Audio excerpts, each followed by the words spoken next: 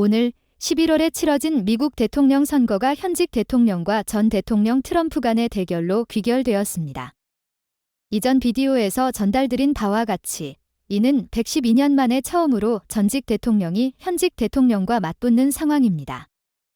이번 선거 결과는 바이든이든 트럼프든 미국뿐만 아니라 한반도와 세계 다른 국가들에도 영향을 미칠 것입니다. 우리는 이 문제에 대해 자세히 알아볼 것입니다. 바이든 대통령과 트럼프 대통령 간의 재대결은 일찍부터 확정되었습니다. 사실 이는 비정상적인 상황입니다. 왜냐하면 보통 슈퍼 화요일은 많은 주가 동시에 예비선거를 치르는 날로 그때쯤이면 상황이 명확해지기 마련입니다. 하지만 올해는 이미 작년 말에 모든 것이 결정되었습니다. 이는 정말 특별한 경우입니다. 예비선거 결과에 대해서는 민주당 소속 바이든 대통령에게 실질적인 도전자가 없었다고 말할 수 있습니다. 공화당에 있어서 니키 헤일리가 도전자로 등장했음에도 불구하고 민주당 측에서는 조 바이든 대통령이 현직 대통령입니다. 따라서 그의 당내에서는 별다른 도전을 받지 않습니다. 하지만 트럼프의 공화당은 이전과는 다릅니다. 현재 공화당은 우리가 과거에 생각했던 공화당과는 다릅니다. 그들의 지지 기반과 목표가 크게 변화했습니다. 과거의 공화당은 백인 미국인들이 더 많은 권력을 가지고 더 많이 생산하던 시기로 그 시절로 돌아가길 원하는 사람들이 공화당의 전통적인 지지자였습니다. 그리고 국제적으로 미국은 국가의 힘을 외부로 발산하여 미국의 우호적인 세계 질서를 만들어야 한다고 믿었습니다. 부시 가문과 같은 사람들이 이라크와 아프가니스탄에서의 전쟁을 통해 공화당의 전통적인 세계 전략을 수행한 사람들입니다. 그들은 세계의 경찰 역할을 했습니다. 하지만 트럼프는 그런 것들을 좋아하지 않습니다. 그는 미국 자체가 약해져 있을 때 사용할 국가의 힘이 없다고 말했습니다. 그래서 그가 질 것을 알면서도 그는 계속해서 선거운동에 나섰습니다. 여러분도 기억하시나요? 트럼프가 대통령이 되었을 때 미국이 얼마나 혼란스러웠는지.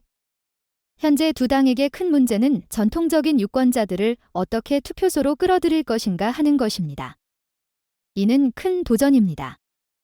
왜냐하면 양측 모두에서 민주당 지지자들은 바이든에게 투표하기를 원치 않고 공화당 지지자들은 트럼프에게 투표하기를 원치 않는 사람들이 많기 때문입니다. 문제는 이런 사람들을 어떻게 설득하여 투표하게 할 것인가입니다. 11월까지 아직 시간이 있지만 현재 여론조사 결과는 어떻습니까? 올해 초까지 바이든은 상대방에 비해 약 5% 정도 뒤처져 있었습니다. 하지만 최근 여론조사를 보면 오차 범위를 벗어난 차이가 나타나기 시작했습니다.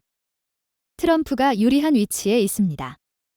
그는 특히 미국 선거의 맥락에서 앞서고 있으며 뉴욕주는 민주당, 캘리포니아도 민주당, 텍사스는 공화당의 손에 있습니다. 이러한 상황에서 중서부의 몇몇 주가 선거의 판도를 결정하고 있으며 현재 트럼프는 이 지역에서 점점 더 유리한 위치를 차지하고 있으며 그를 지지하는 추세가 견고해지고 있습니다. 여론조사 차트를 보면 바이든이 승리할 가능성이 낮아 보입니다.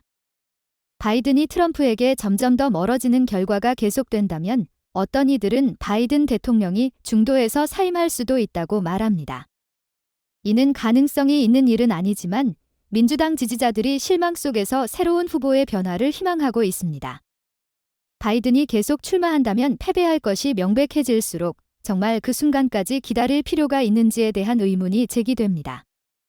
아마도 지금부터 더 젊고 역동적인 후보들을 내세워 경쟁에 참여시키는 것이 좋을 것입니다. 연초에 몇몇 변호사와 주요 언론은 이런 시나리오를 제안했습니다.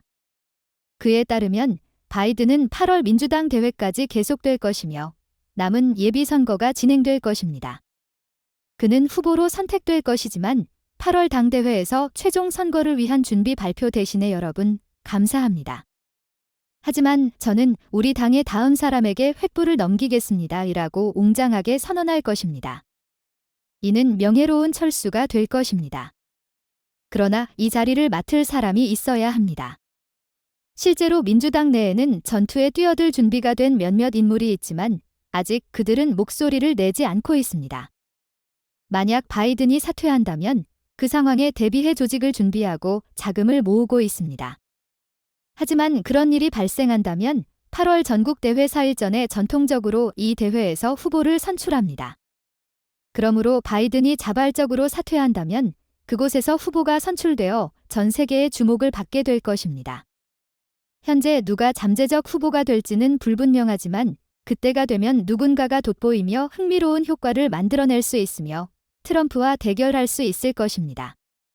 문제는 누가 이 소식을 바이든 대통령에게 전하고 설득할 수 있을까요?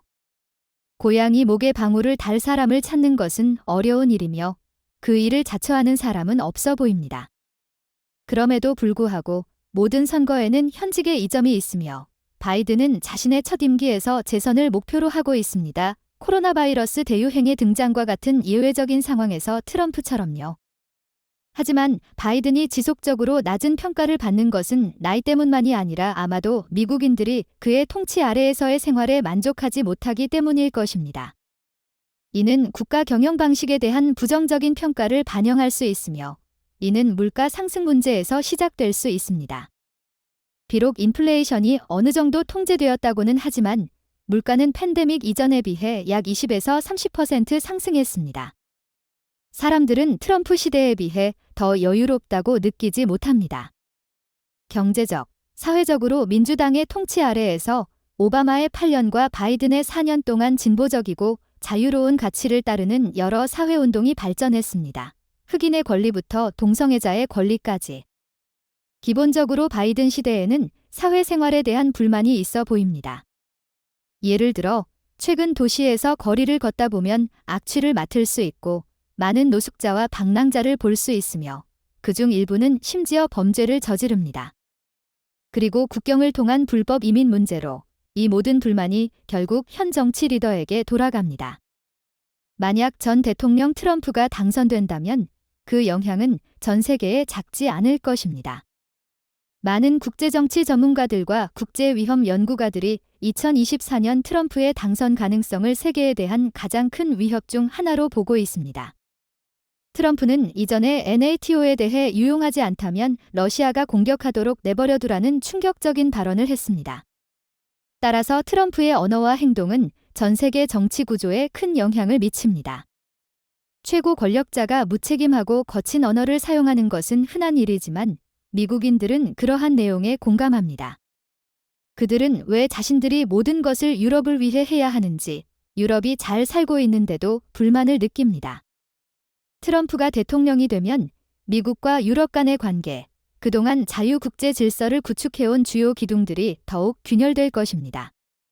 그리고 중국과 러시아는 이 공백을 활용하려 할 것이며 중동 국가들, 다른 아시아 국가들, 중남미, 아프리카 국가들을 모아 미국과 유럽이 이끄는 세계 질서에 맞서는 추세를 강화할 것입니다. 그러한 상황이 발생한다면 우리나라는 어려운 선택에 직면하게 될 것입니다. 미국의 혜택을 누리기 위해 미국 편에 서야 할지 아니면 중국과 더 많이 협력해야 할지 어려운 결정을 내려야 할 것입니다.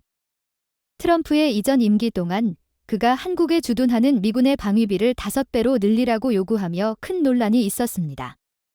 트럼프가 재선된다면 이러한 일이 반복될 가능성이 있습니다. 이번에 트럼프가 임기를 이어가게 된다면 그는 다시 그 카드를 사용할 가능성이 있습니다. 다음 분석에서 이어질 내용을 기대해 주세요. 비디오를 끝까지 시청해 주셔서 감사합니다.